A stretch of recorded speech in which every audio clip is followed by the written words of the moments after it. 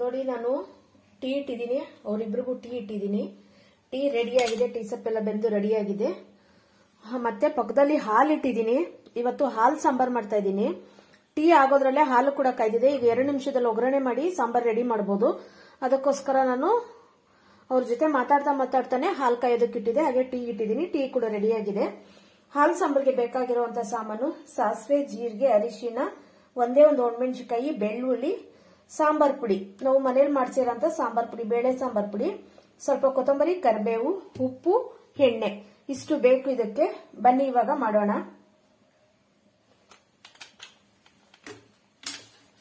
ನಾನು ನಿಮ್ ಜೊತೆ ಮಾತಾಡ್ತಾನೆ ಅವ್ರಿಗೆ ಟೀ ಬಿಟ್ಕೊಟ್ಬಿಡ್ತೀನಿ.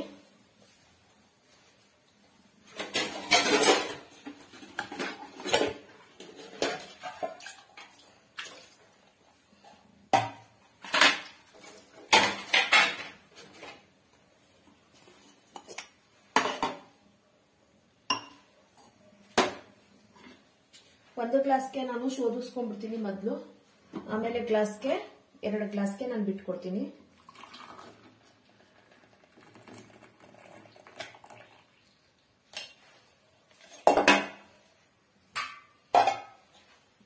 ಪಾತ್ರೆ ಇಟ್ಟಿದ್ದೀನಿ, ಅವ್ರಿಗೆ ಟೀ ಕೊಟ್ಟು ಬರ್ತೀನಿ.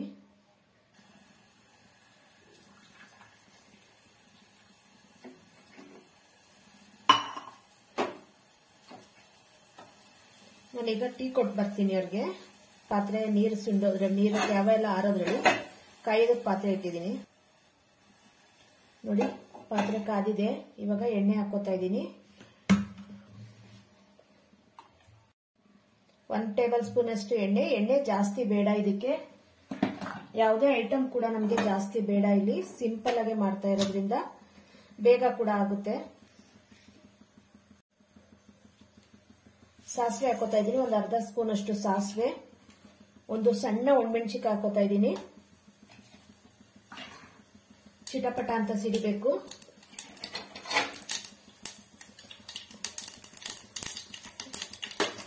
ನಾನು ಅವ್ರ ಜೊತೆಲಿ ಬಂದ ತಕ್ಷಣ ಮಾತಾಡ್ತಾ ಇದ್ದಂಗೆ ಅನ್ಕೊಂಡೆ, ಅದಕ್ಕೆ ಪಕ್ಕದಲ್ಲಿ ಹಾಲು ಕಾಯೋದಕ್ಕಿಟ್ಟೆ. ಟೀ ಇಟ್ನೆಲ್ಲ ಅವಾಗಲೇ ಹಾಲು ಕಾಯೋದಕ್ಕಿಟ್ಟಿದ್ದೀನಿ. ಹಾಲು ಕೂಡ ಕಾದು ರೆಡಿಯಾಗಿದೆ.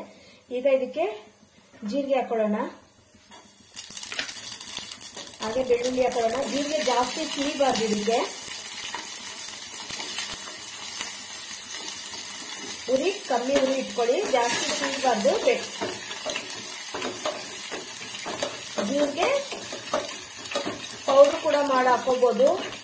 ಹಾಗೆ ಈ ಸಾಂಬಾರ್ಗೆ ನಾವು ಮುದ್ದೆ ಜೊತೆಗೆ ಊಟ ಮಾಡ್ತೀವಿ. ಹಾಲು ಸಾಂಬಾರ್ ಅಂದ್ರೆ ಸ್ವಲ್ಪ ಕಾಯಿ, ಕಡಲೆ ಮತ್ತೆ ಮೆಣಸು ಇಷ್ಟನ್ನು ಕೂಡ ನಾವು ರುಬ್ಬಿಟ್ಟು ಮಸಾಲೆನ ಹಾಕೊಂಡು ಈ ತರ ಎಣ್ಣೆಲೆ ಫ್ರೈ ಮಾಡಿ ಆಮೇಲೆ ಹಾಲು ಮಿಕ್ಸ್ ಮಾಡ್ಕೊಂಡು ಮಾಡಿದ್ರೆ ತುಂಬಾನೇ ಚೆನ್ನಾಗಿರುತ್ತೆ. ಮುದ್ದೆ ಜೊತೆಗೂ ಊಟ ಮಾಡಬಹುದು. ಹಾಗೆ ಕರಿಬೇವು ಹಾಕೋತಾ ಇದ್ದೀನಿ.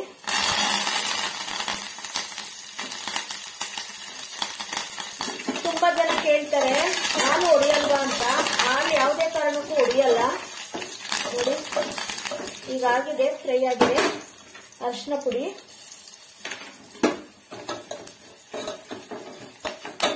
ಉರಿನ ಮೀಡಿಯಂ ಅಲ್ಲೇ ಇಟ್ಕೊಳ್ಳಿ. ಈಗ ನಾನು ನೋಡಿ ಹಾಲು ಹಾಕೋತಾ ಇದ್ದೀನಿ.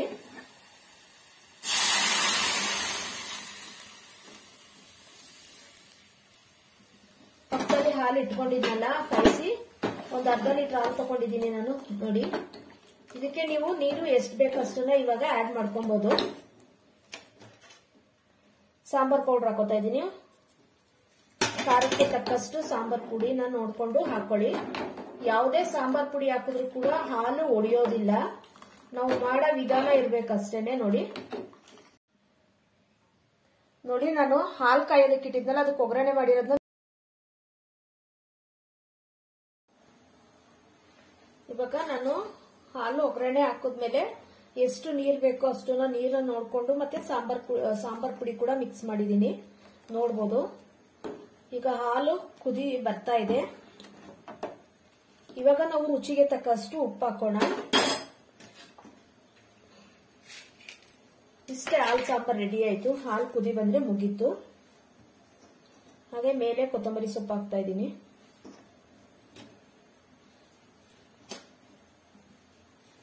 ನೋಡಿ ಕುದಿ ಬರ್ತಾ ಇದೆ.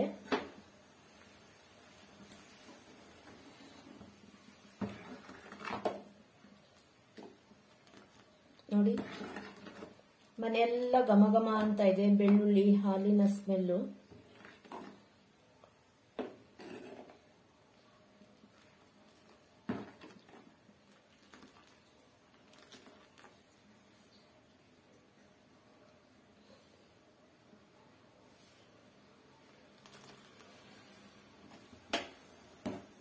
ನೋಡಿ ಸಾಂಬಾರ್ ರೆಡಿಯಾಗಿದೆ. ಗ್ಯಾಸ್ ಆಫ್ ಮಾಡ್ತಾ ಇದ್ದೀನಿ ನಾನು.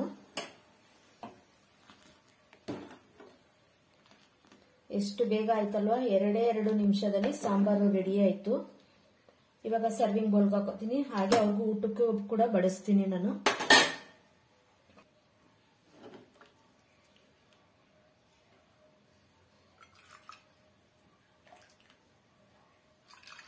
ಇದು ಬರೀ ರೈಸ್ಗೆ ಅಲ್ಲ, ಮುದ್ದೆ ಜೊತೆಗೂ ಕೂಡ ಊಟ ಮಾಡಬಹುದು. ಅಷ್ಟೇ ಟೇಸ್ಟ್ ಕೂಡ ಇರುತ್ತೆ. ಇಂಥವ್ರಿಗೆ ಅಂತ ಇಲ್ಲ, ಬಾಣಂತಿಯರಿಗೆ, ದೊಡ್ಡದಾದ ಮಕ್ಕಳಿಗೆ ಎಲ್ಲರಿಗೂ ಕೊಡ್ಬೋದು. ಜೀರಿಗೆ ಮೆಣಸು ಹಾಕಿರ್ತೀವಲ್ಲ ನಾವು, ಮಸಾಲೆ ಕೂಡ ಅದೇ ಹೇಳಿದ್ನಲ್ಲ, ರುಬ್ಬಿ ಕೂಡ ಹಾಕ್ಬೋದು ಅಂತ. ಆ ರೀತಿ ಮಾಡಿಕೊಟ್ರೆ ಬಾಣಂತಿಯರಿಗಂತೂ ತುಂಬಾನೇ ಟೇಸ್ಟ್ ಇರುತ್ತೆ, ತುಂಬಾ ಚೆನ್ನಾಗಿರುತ್ತೆ. ಬನ್ನಿ ಇವಾಗ ನಾನು ಸರ್ವ್ ಮಾಡ್ಕೊಂಡೆ. ನೋಡಿ ನಾನು ಸರ್ವಿಂಗ್ ಬೌಲ್ಗೆ ಹಾಕೊಂಡು ಸರ್ವ್ ಮಾಡ್ಕೊಂಡಿದ್ದೀನಿ ಹಾಲ್ ಸಾಂಬಾರು.